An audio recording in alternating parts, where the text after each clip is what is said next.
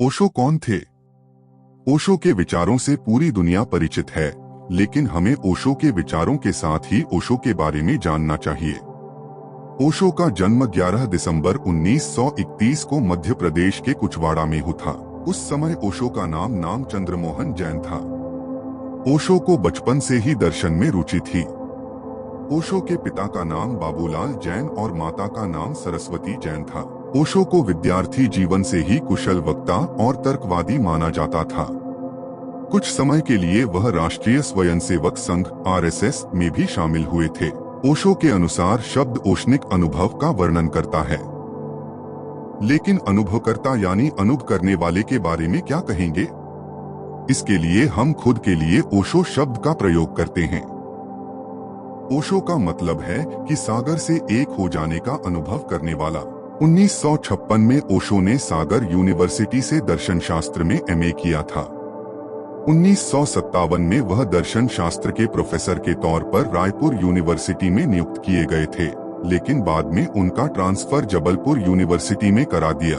1957 से 1966 तक जबलपुर यूनिवर्सिटी में वह फिलॉसफी के प्रोफेसर रहे। इस दौरान उन्होंने पूरे देश का दौरा किया। जिंदगी को नए रंगरूप या कुछ अलग मायनों में परिभाषित करने वाले ओशो के विचार। अगर आप सच देखना चाहते हैं तो न सहमति और न ही असहमति में राय रखो। जिंदगी ठहराव और गति के बीच का संतुलन है। मूर्ख व्यक्ति ही दूसरों पर हंसते हैं, बुद्धिमान खुद पर हंसते हैं। कल कभी भी नहीं आता, हमेशा आज ही रहता है। मनुष्य का हमेशा डर के जरिए ही शोषण किया जाता है। जहाँ डर खत्म हो जाता है वहाँ जीवन शुरू हो जाता है। एक आदमी जो 100% समझदार है तो वह मर चुका है। आप वही बन जाते हैं जो आप अपने बारे में सोचते रहते हैं। जिंदगी कोई मुसीबत नहीं है, बल्कि यह तो खूबसूरत तोहफा है। चुने नहीं, जीवन को स्वीकारें क्योंकि यह अपनी समग्रता में है। चिंता करने का मतलब है कि ईश्वर की व्यवस्था पर शक करना। जब प्यार और नफरत दोनों ही ना हो तो हर चीज स्पष्ट हो जाती है। वास्तविक रहें और एक बड़ा चमत्कार करने का प्रयास करें।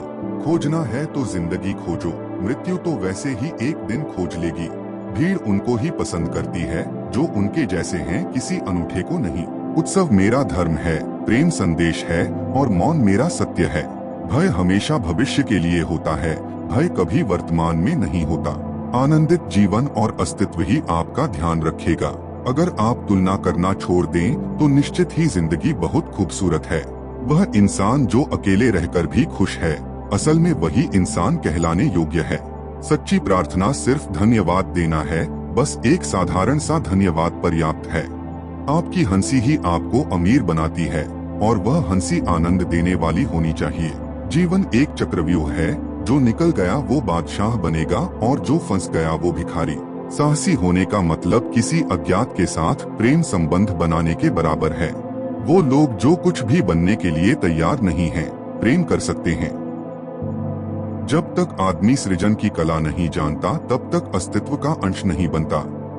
लोग दुख से बचने के लिए सुख से बचते हैं और मृत्यु से बचने के लिए जिंदगी से बचते हैं।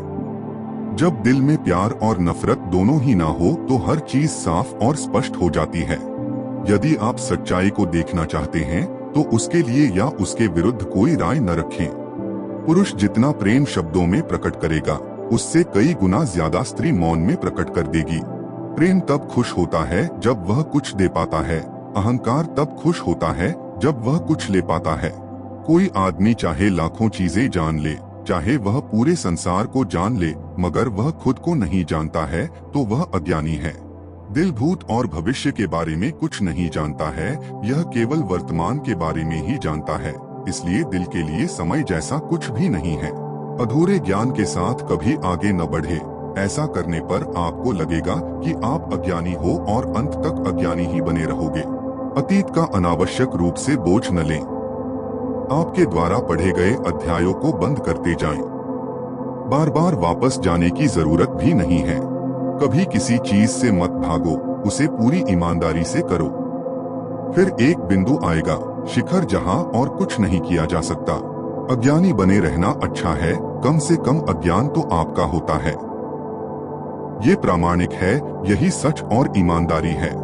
खुद का सम्मान करो, खुद से प्यार करो, क्योंकि तुम्हारे जैसा कोई व्यक्ति कभी भी नहीं हुआ और फिर कभी नहीं होगा।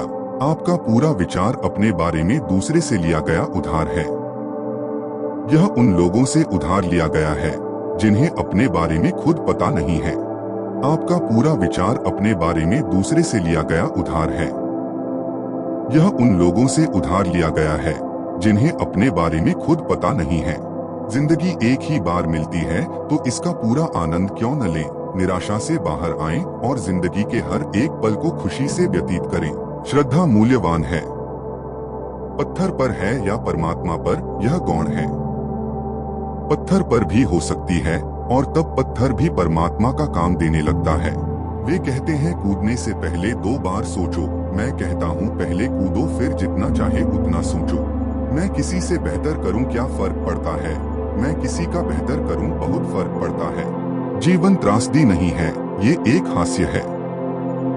जिंदा रहने का मतलब है कि हास्य का बोध होना। सारी शिक्षा व्यर्थ है, सारे उपदेश व्यर्थ हैं अगर वे तुम्हें अपने भीतर डूबने की कला नहीं सिखाते।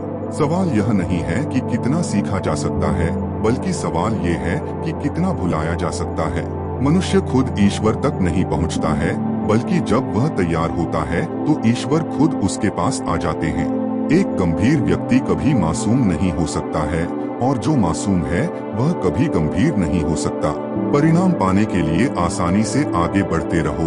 भगवान के आदेश से ही सभी कार्य पूरे होते हैं।